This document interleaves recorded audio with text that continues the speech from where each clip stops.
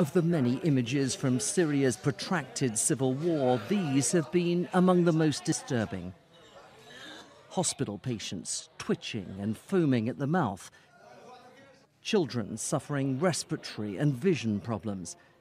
It now appears such symptoms may indeed be the result of chemical weapons, as the Syrian opposition has claimed. The United States says it has conclusive evidence that chemicals, including the nerve agent sarin, were used against opposition forces many times in the course of the last year.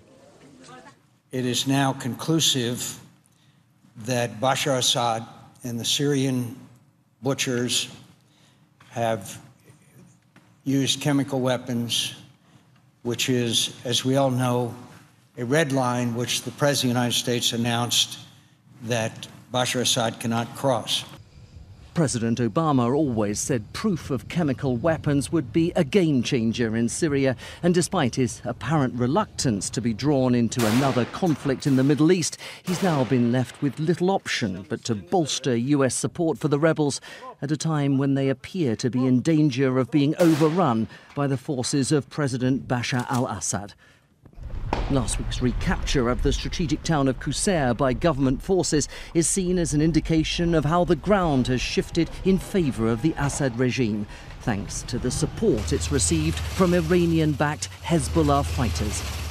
With another rebel stronghold, Aleppo, also under threat, opposition fighters have said they're in dire need of weapons and ammunition.